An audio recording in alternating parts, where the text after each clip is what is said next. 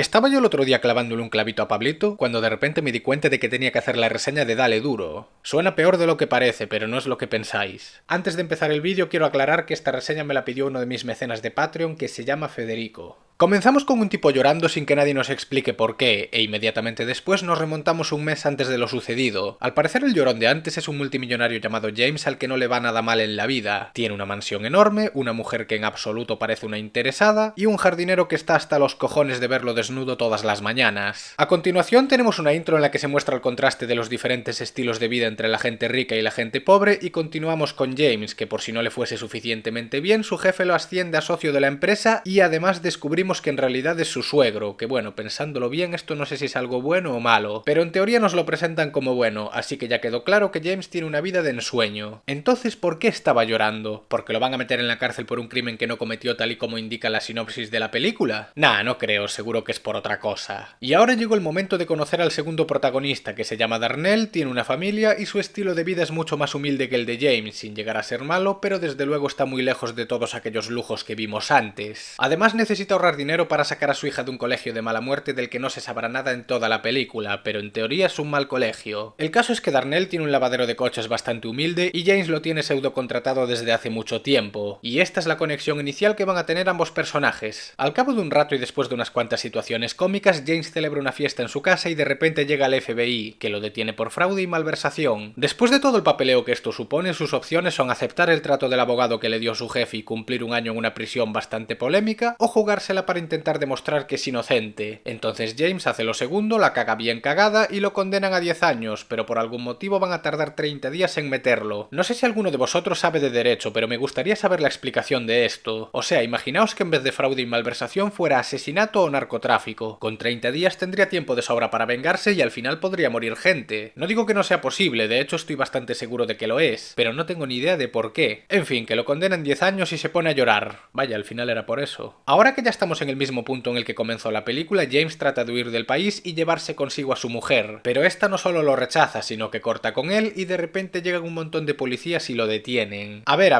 se supone que no podía salir del condado porque tenía un collarín de estos en la pierna, pero el tipo se lo cortó y lo dejó en su casa. ¿Por qué de repente hay tantísimos policías en la puerta del restaurante? ¿Cómo sabían que iba a ir a ese lugar para intentar escapar? Y lo que es más importante, ahora que saben que se arrancó el localizador para huir del país, ¿por qué le siguen concediendo los 30 días antes de ingresar en prisión? ¿O por qué no le aumentan la condena por ello? Digo yo que será un delito. Puede que esta película sea una comedia que no se toma demasiado en serio y donde se la pasan de guasa todo el rato. Hasta ahí lo entiendo. Pero eso no significa que tenga que ser incoherente. Esta parte no tiene mucho sentido, la verdad. Quieren mostrar la ruptura con un par de chistes de por medio y lo concluyeron con una conveniencia de guión forzadísima. Al ver que en la cárcel lo van a joder vivo, James acude a Darnell para que le ayude a sobrevivir dentro. Porque claro, como es negro da por hecho que estuvo en la cárcel. Entonces este acepta la oferta a cambio de los $30.000 que necesita para sacar a su hija de aquel colegio. El problema es que en realidad nunca estuvo en prisión. Sin embargo, tiene un primo que sí y después de pedirle que le cuente sus experiencias empieza a entrenar a James haciendo un poco el paripé. A su vez descubrimos que el jefe de James fue el que lo planeó todo porque los supuestos investigadores que tenía contratados no estaban haciendo nada. Y respecto a este asunto hay un detalle que comentaré al final del vídeo, pero ahora vamos a seguir. Continuando con el entrenamiento de James, Darnell le obliga a hacer diferentes cosas, como putear a unos tipos del parque, cosa que acaba mal, hacer pesas, cosa que también acaba mal, y saber comportarse en el patio de la cárcel, que no acaba necesariamente mal, pero se ve que James no se termina de adaptar. Al ver que solo quedan 12 días y apenas hay progreso, Darnell opta por enseñarle a ser sumiso y así por lo menos ganarse un lugar. Y bueno, ya sabéis a qué me refiero con lo de ser sumiso. Sin embargo, tampoco le sale y como el tiempo se le va de las manos decide ponerse las pilas y de repente en solo 2 días consigue ser el puto amo. Luego tenemos algunos chistes con meterse cosas en el culo, más entrenamiento, situaciones de la cárcel simuladas y de repente se clava uno de los cuchillos en la frente sin querer. Y como ir a un hospital no es una opción lógica para esta gente, deciden ir a la casa de Darnell para que la mujer lo cure. El problema es que una vez hecho esto, ella empieza a presionar a su marido para que cuente sus anécdotas de cuando estuvo en la cárcel porque claro, le parece mal que mienta. Y esto tengo que decir que fue un comportamiento muy estúpido por su parte. ¿Qué pasa? ¿No quieres sacar a tu hija de ese colegio de mierda al que va? James es un multimillonario al que $30.000 le traen sin cuidado. Y además el entrenamiento de Darnell, aunque se base en una mentira, está dando resultados, porque mejoró muchísimo. ¿Qué sentido tiene conviene destaparlo todo cuando ambos bandos salen beneficiados. Me recuerda el capítulo de Los Simpson en el que el señor Barnes atropella a Bart y Marge la jode en el juicio diciendo la verdad. Tanta moralidad y tanta hostia. Además, cuando terminan de cenar nadie le dice la verdad. Simplemente puteó a Darnell un poco y luego le siguió el juego, o sea que ni siquiera está dándole un mensaje positivo a su hija. Le apetecía tocar los cojones y ya. Al día siguiente Darnell se lleva a James a donde su primo para que le consiga una pandilla con la que estar en la cárcel y a cambio el protagonista les enseña algunos truquitos de economía para sacar algo de pasta en la bolsa. El caso es que como no puede estar con los negros le encasillan una banda de neonazis, y esa misma noche se lía parda porque James no terminaba de encajar. Por suerte Darnell estaba cerca y lo salva utilizando un lanzallamas improvisado. Cuando por fin se libraron sabiendo que James es inocente investigan sobre quién pudo haberlo inculpado, y evidentemente fue su jefe porque todas las transacciones tienen que pasar primero por su mano, pero como James estaba medio al helado no se dio cuenta hasta que Darnell se lo dijo. La cuestión es que ahora que ya lo saben todo van a la empresa a robar el ordenador de Martin donde guarda toda la información y sorprendentemente nadie reconoce a James, pese a que al principio todo el mundo lo saludaba al llegar y tras la detención se hizo muy famoso por el supuesto fraude. Pero esta gente ni ve la tele ni conoce al segundo tipo más importante de la empresa. Una vez tienen el ordenador consigo los detiene uno de los matones de su jefe y después de forcejear con él se revela que Darnell en realidad es bastante flojillo y nunca estuvo en prisión. Entonces James se enfada con él por haberle mentido y el matón no les hace nada porque un coche pasaba por ahí, pero les advierte que si vuelven a intentar algo acabará con ellos. 2 días antes de que lo encierren, al ver que su encarcelamiento es inminente, James se hace amigo del primo de Darnell y toda la pandilla, pero para formar parte de su grupo tiene que matar a alguien. Por suerte para él llega su antiguo y falso entrenador y lo evita, logrando una reconciliación. Como recurso final tienen pensado llevarse el ordenador del jefe abordando su yate. El problema es que una vez dentro y con el ordenador en su poder aparecen los matones de Martin y pelean con ellos, pero afortunadamente James practicaba capoeira y de repente es el puto amo peleando, o al menos lo es el actor de riesgo que lo interpreta. Es bastante carota, pero supongo que lo hicieron a propósito. A todo esto, el tío este bien que se las daba de malote en el parking, pero ahora ¿qué coño hace mirando? ¿Y por qué nadie tiene una pistola? En cualquier caso, después de una pelea surrealista y medio graciosilla, aparece Martin con su hija y lo intentan convencer para huir con ellos del país y tener una nueva vida, siempre y cuando no lo delate. Sin embargo, James lo rechaza y después de que casi los maten llega la poli, porque al haber salido del condado, el detector que le habían puesto alertó a las autoridades, y claro, una vez ahí aclararon el malentendido y detuvieron tanto a Martin como a su hija. El problema es que James es un torpe y lo pillaron con una pistola sin licencia que le había dado el primo de Darnell, y por culpa de eso lo encierran 6 meses en la cárcel. Pero gracias al superentrenamiento que vimos a lo largo de la película, consiguió sobrevivir en prisión y salir ileso. Además, una vez fuera, le compró un lavadero de verdad a Darnell para que así consiga el dinero que necesitaba y ahora son súper amigos. Y se termina la película. La verdad es que fue bastante entretenida y tiene un humor decente tirando a bueno. La mayoría de las veces nos plantean situaciones racistas entre comillas que se deben principalmente a la ignorancia de James y a lo desconectado que está de la clase media, pero vamos, que no es nada grave. De hecho, el propio James en realidad es un buen tío. Esta película ofendería a miles de blancos y le haría gracia a los negros, como suele pasar siempre. Pero ¿qué queréis que os diga? Los ofendiditos necesitan atención y decir tonterías por Twitter e intentar censurar cosas es la mejor manera de conseguirla. La culpa es de quien se la da. Una buena ignorada y en cuestión de meses la mayoría desaparecerían del mapa. Del mismo modo que el humor me pareció decente en su mayor parte, también hubo algunos chistes que fueron mucho más simplones, como el típico momento sexual embarazoso o alguna otra situación tonta porque sí, pero por lo menos supieron equilibrarlo y no abusaron de la comedia barata. Lo que ya me jodió un poco fue que después de haber visto Cadena Perpetua, con esta película sentí un contraste bastante malo con el asunto de las prisiones, pero eso es un caso personal. Aquí lo de las cárceles se lo toman de coña, de hecho la película no se toma en serio en ningún momento, y eso está bien. Obviamente son géneros muy diferentes y deben evaluarse por separado, pero claro, es como cuando comes algo dulce justo antes de probar algo salado, que lo salado te sabe raro. Las cosas coincidieron así por motivos de horario, pero quizás debería haber dejado un poco más de margen entre ambas películas, porque acabo de pasar de un drama muy bien elaborado a una comedia mucho más simple donde la cárcel es prácticamente una coña. Pero bueno, repito que esto no es una queja, simplemente tengo muy reciente la otra película y esta me costó un poco más digerirla, pero con este asunto es solo culpa mía. Como acabo de decir, la película no se toma en serio en ningún momento, y eso facilita la comedia, porque por lo menos no estamos hablando de unos dinosaurios fugados que matan gente, ni de un alienígena que acaba de cometer un genocidio, ni tampoco de una posible extinción. Es una situación muy jodida para un personaje muy inocente en todos los aspectos, que se intenta resolver de una manera poco ortodoxa y llena de tonterías que le pueden dar gracia al público sin necesidad de cortar el rollo cada 2x3. Al igual que Paul, esta película no abarca mucho, pero lo poco que abarca lo hace bien, y no me parece mucho pedir que las demás hagan lo mismo. Si queréis meter acción, drama, comedia, misterio, terror, comedia, suspense, comedia, fantasía, ciencia ficción y comedia en una sola película, lo más probable es que acabe saliendo una porquería intragable, porque quien mucho abarca poco aprieta. historieta. A veces es mejor conformarse con uno o dos géneros y pulirlos lo mejor posible, pero no, para Hollywood es mejor meter pinceladas de todos los géneros, inclusividad forzada sin desarrollo, y que el público suelte la pasta creyendo que por tocar tantísimas cosas ya es una buena película. Pero bueno, eso ya lo criticaré en los vídeos correspondientes. En el caso de Dale Duro, sin ser una maravilla que quede grabada en mi memoria con el paso de los años, por lo menos te hace pasar un rato entretenido y en más de una ocasión te vas a reír.